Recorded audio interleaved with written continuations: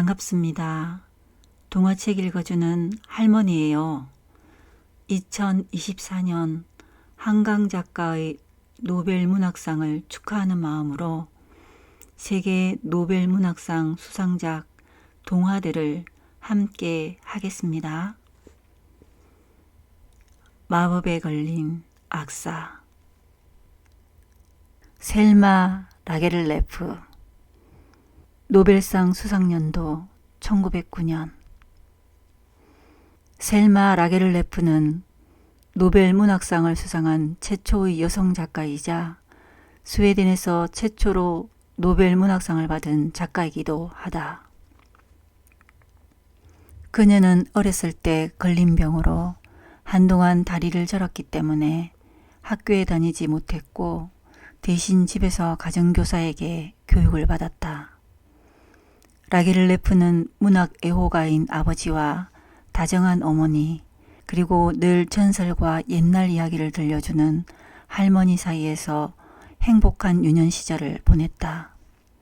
그러면서 일찍부터 자연스럽게 문학과 친숙해질 수 있었다. 파산으로 집안 사정이 어려워지자 라게를레프는 사범학교에 입학하였고 졸업 후 초등학교 선생님이 되었다. 그때부터 글을 쓰기 시작한 라게를레프는 자신이 태어난 모르바카 집안의 농원이 남의 손으로 넘어가는 슬픔을 그린 첫 작품 예스타 베를링 이야기로 문단의 주목을 받았다.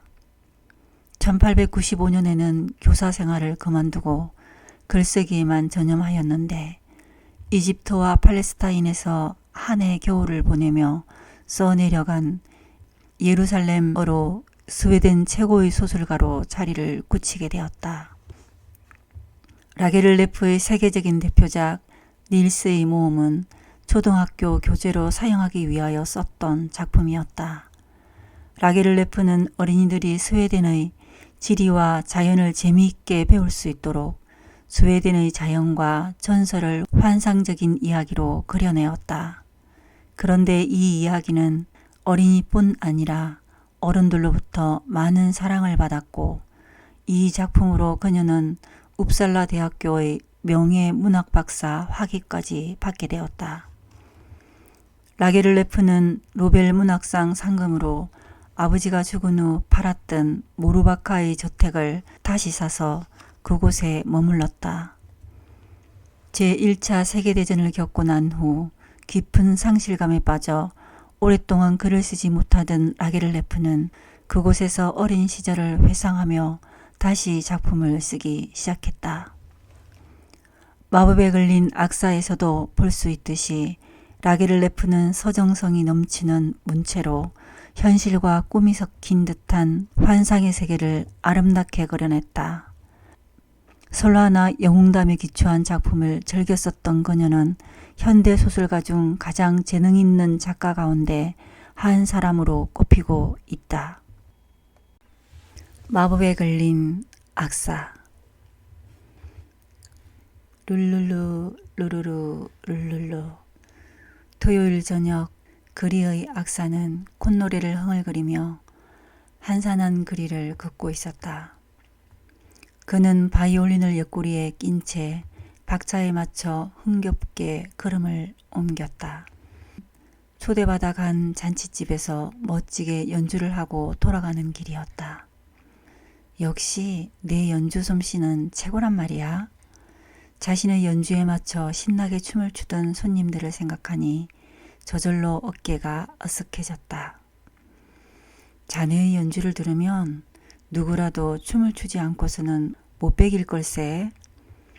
사람들이 칭찬을 떠올리자 악사의 얼굴 가득 미소가 번졌다.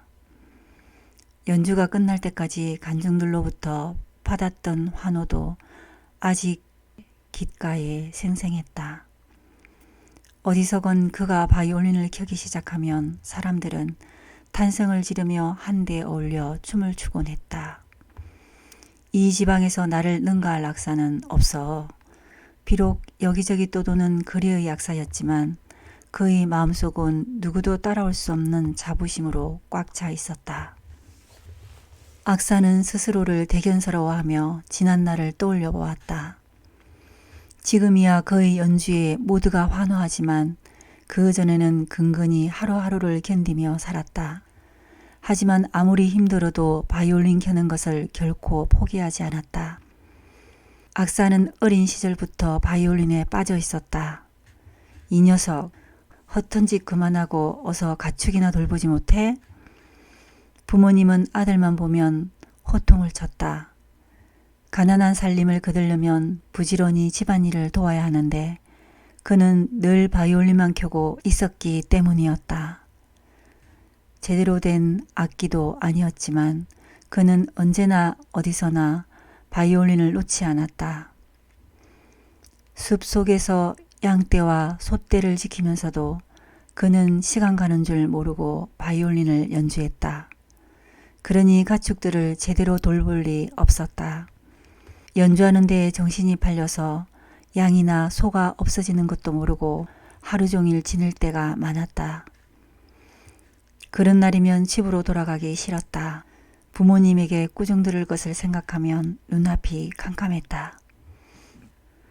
아무짝에도 쓸모없는 녀석 같으니라고. 차라리 없었으면 속이라도 안 썩지.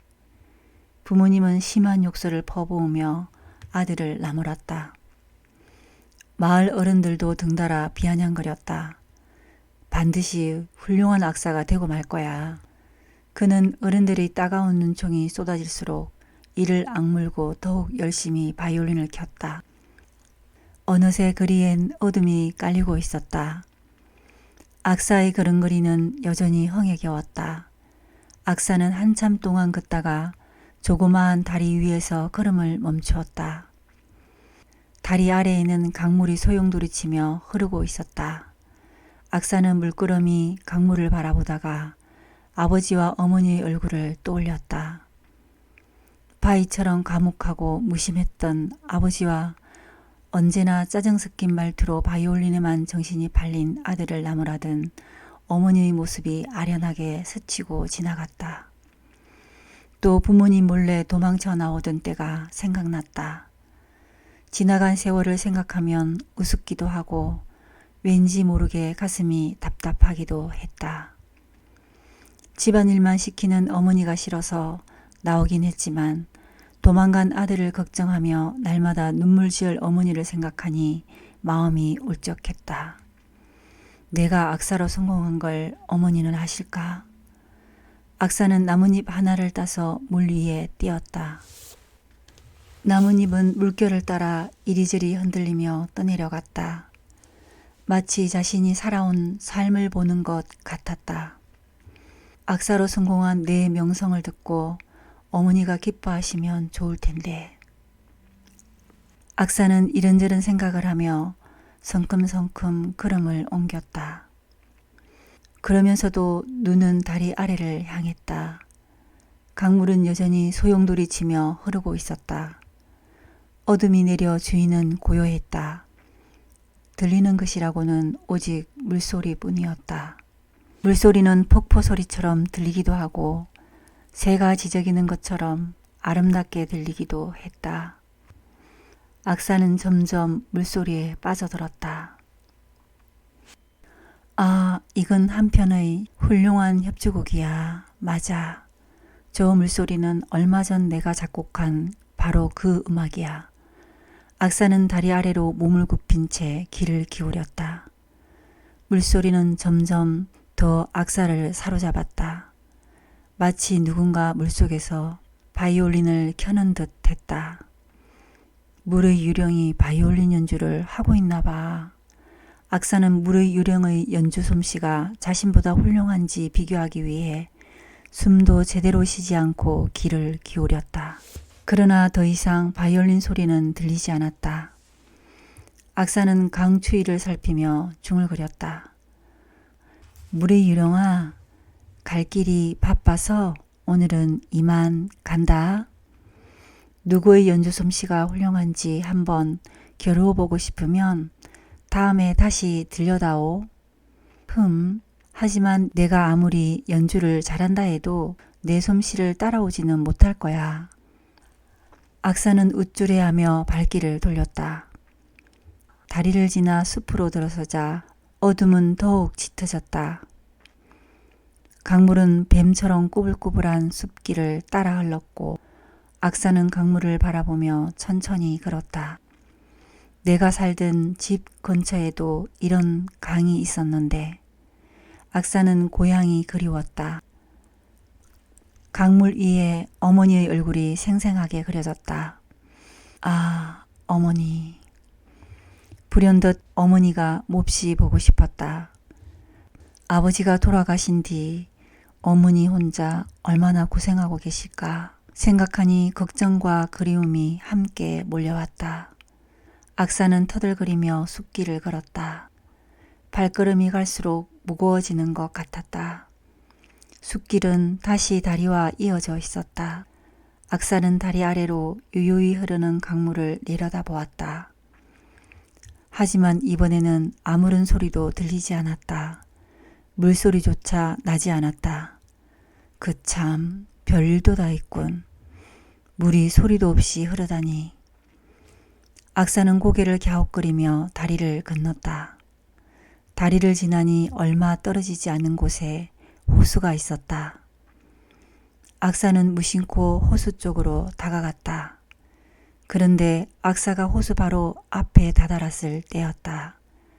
갑자기 호수에 가득 고인 물이 소용돌이 치는가 싶더니 한데 어울려 노래를 부르기 시작했다. 악사는 우뚝 멈춰 선 채 호수의 노래를 들었다. 어디서도 들어본 적 없는 아름다운 소리였다. 소리에 취해서인지 왠지 모르게 가슴이 울렁거렸다. 악사는 손을 휘휘 저으며 호수를 향해 소리쳤다. 물의 유령이 꽤 훌륭한 악사라는 얘기를 들은 적이 있지. 하하하, 내가 물의 유령에게 연주 솜씨를 겨루어보자고 했더니 겁이 났던 모양이군. 호수의 요정까지 동원한 것을 보니 말이야. 물의 유령아, 너도 내 소문을 들어서 알겠지만 이 지방에서는 나를 능가할 악사가 없단다. 그러니 자신이 없으면 내 솜씨를 보여주지 않아도 된다. 악사는 뒤도 돌아보지 않은 채 발길을 돌렸다. 얼마 동안 걷다 보니 숲이 깊어지고 물소리도 들리지 않았다. 숲 안으로 들어서자마자 돌밭이 나왔다. 악사는 왠지 알 수 없는 공포감에 휩싸였다. 돌뿌리 사이로 여기저기 삐쭉삐쭉 얼굴을 내민 나무 뿌리들이 일제히 날카로운 끝을 세워 덤빌 것만 같았다. 공포감은 무섭게 온몸을 파고들었다. 나무 뿌리들이 웅웅대며 뭐라고 꾸짖는 것 같기도 하고 비웃는 것 같기도 했다. 감히 내 연주 솜씨가 물의 유령보다 더 낫다고? 어리석은 녀석, 곧 후회하게 될 거다. 악사는 공포에 질려 손으로 두 귀를 막았다. 하지만 그럴수록 공포는 더욱 커졌다. 날카로운 나무 뿌리가 눈을 희번덕거리며 노려보는 것 같았다. 내가 너무 자만에 빠져 있었나? 악사는 자신이 한 말을 후회했다. 짙은 어둠이 온몸을 휘감았다. 악사는 숨조차 제대로 쉴 수 없었다. 발이 얼어붙은 듯 떨어지지 않아 도저히 걸을 수도 없었다. 정신을 가다듬으려 했지만 소용없었다. 악사는 자신을 향해 중얼거렸다. 물의 유령 같은 건 없어. 미신일 거야. 악사는 오들오들 떨며 주위를 둘러보았다. 불빛은 어디서도 찾을 수 없고 온통 어둠뿐이었다. 검은 그림자를 뒤집어 쓴 나무들도 하나같이 유령처럼 버티고 서 있었다. 악사는 땀으로 범벅이 된 몸을 팔로 꼭 감싼 채 천천히 앞만 보고 걸었다. 겨우 숲을 지나 마지막 다리에 이르렀다. 악사는 다리 아래 흐르는 물을 보자 다시 두려움으로 몸이 떨려왔다. 물의 유령이 정말로 나타나면 어쩌지? 악사는 잔뜩 급에 질려 조심조심 걸음을 옮겼다. 다행히 다리를 지나는 동안 아무런 소리도 들리지 않았다. 다리를 다 건너자 악사는 저도 모르게 한숨을 내쉬었다. 휴. 그때였다. 앞에 있던 물레방앗간의 문이 열리더니 웬 시골 처녀가 나타났다. 순박하고 푸근해 보이는 처녀의 모습을 보자 악사는 너무나 반가웠다. 숲을 지나오며 공포에 질려있던 마음이 한순간에 사라지는 것 같았다. 악사는 한 걸음에 달려가 처녀를 와락 껴안고는 큰 소리로 웃었다. 으아! 유령 따위는 없어. 없고 말고. 악사는 처녀를 안고 빙빙 돌았다. 처녀는 조금 뚱뚱해서 무거운 느낌이 들었다. 그래도 한참을 빙빙 돌다가 악사는 너무 지쳐서 처녀를 내려놓았다. 그러자 처녀가 악사에게 바싹 다가서며 말했다. 악사님, 바이올린을 켜주시겠어요? 악사님의 바이올린 소리에 맞추어 신나게 춤을 추고 싶어요. 악사는 흔쾌히 대답했다. 물론 그러고 말고 나는 지금까지 춤을 추고 싶어 하는 처녀들의 요청을 거절해 본 적이 없지. 악사는 물레방아 옆에 있는 바위 위에 앉아 바이올린을 켜기 시작했다. 그러자 처녀가 박자에 맞추어 몸을 움직였다. 악사는 신이 나서 연주했다. 그런데 처녀가 춤을 추다 말고 잔뜩 실망한 얼굴로 말했다. 아니, 악사님, 무슨 연주가 그래요? 도대체 열정이 느껴지지 않아서 춤을 출 수가 없어요. 악사님이 켜는 폴카곡은 도대체 어느 나라의 곡인가요? 너무 시시하잖아요. 좀 더 빠른 곡으로 연주해 보세요. 악사는 은근히 화가 났지만 좀 더 빠른 곡을 찾아 연주를 시작했다. 그러나 처녀는 춤출 생각은 않고 원망 섞인 눈초리로 악사를 노려보았다. 악사는 갑자기 처녀가 두려워졌다. 연주를 멈추려고 하자 처녀가 부드러운 목소리로 졸랐다. 아이 악사님, 그런 시시한 곡으로는 도저히 춤을 출 수 없다니까요. 좀 더 빠르고 신나는 폴카 곡을 연주해 보세요. 아, 알았어. 알았다고. 악사는 피짓땀을 흘리며 젖먹던 힘까지 다해 연주를 했다. 하지만 처녀는 계속해서 곡이 느려서 춤을 출 수 없다고 했다. 악사는 자신이 알고 있는 곡 중에서 가장 빠르고 강렬하며 힘이 있는 곡을 골라 연주를 하기 시작했다. 이제 됐지? 이만하면 춤을 출 수 있겠지? 악사가 자신의 찬 목소리로 말했다. 순간 뭔가 이상한 느낌이 들었다. 누군가 자신의 손을 잡는 것만 같았다. 악사는 섬뜩한 생각이 들어서 주변을 살폈다. 그러나 주위에는 아무도 없었다. 처녀가 여전히 악사를 노려보고 있을 뿐이었다. 그 참 이상하네. 끄림칙한 기분을 떨칠 수 없었지만 악사는 눈을 감고 다시 연주를 시작했다. 그런데 악사가 막 활을 당길 때였다. 묵직한 손이 활을 잡은 악사의 손을 잡아 끌며 빠른 속도로 움직이게 하는 것 같았다. 알 수 없는 힘에 휘말리듯 악사는 그 손이 이끄는 대로 연주를 해 나갔다. 눈을 감은 채 악사는 잠시도 활에서 손을 떼지 않고 자신의 연주 속으로 빠져들었다. 그러다 악사는 갑자기 자기 귀를 의심했다. 아니, 이건 다리 위에서 들었던 그 멜로디가 아닌가? 악사는 무엇인가에 홀린 것처럼 미친 듯이 활을 문질러 바이올린을 켜고 있었다. 활을 든 손이 보이지 않을 정도로 빠른 곡이었다. 이제 됐어요. 그 정도면 춤을 출 수 있겠어요. 계속해서 빠른 템포로 연주하세요. 시골 처녀가 비로소 신나게 춤을 추기 시작했다. 하지만 악사는 처녀를 보지 않았다. 눈을 감은 채 연주하는 데에만 온 신경을 쏟았다. 아무리 생각해도 자신이 그토록 빠른 곡을 연주할 수 있다는 것이 믿기지 않았기 때문이다. 이건 내가 연주하는 게 아니야. 악사는 누군가 자신으로 하여금 그렇게 신나는 곡을 연주하도록 이끌고 있다고 생각했다. 악사는 한참 만에야 눈을 떴다. 그런데 처녀의 모습이 보이지 않았다. 하지만 악사는 처녀가 없어진 것에도 아랑곳하지 않고 연주에만 몰두했다. 내가 이처럼 아름답고 멋진 곡을 연주하다니. 악사는 자신의 연주에 흠뻑 젖어들었다. 바이올린을 처음 손에 잡았던 때보다 더 흥분한 채 악사는 정신없이 연주를 이어갔다. 그렇게 몇 시간 동안 쉬지 않고 바이올린을 연주하다 보니 이제는 팔도 아프고 턱이 아파서 더 이상 계속할 수가 없었다. 조금만 쉬었다가 다시 연주해야지. 악사는 잠시 쉬기 위해 바이올린과 활을 쥔 손을 내려 놓으려고 했다. 그런데 아무리 손을 떼려 해도 바이올린과 활에서 떨어지지 않았다. 할 수 없이 악사는 계속해서 연주를 했다. 등에서 진땀이 흐르고 온몸에 통증이 느껴졌다. 이게 어찌된 일일까? 악사는 덜컥 겁이 났다. 아무리 생각해도 이유를 알 수가 없었다. 이대로 평생 바이올린을 놓지 못한 채 연주만 하다가 죽는 건 아닐까? 생각하니 눈물이 흘렀다.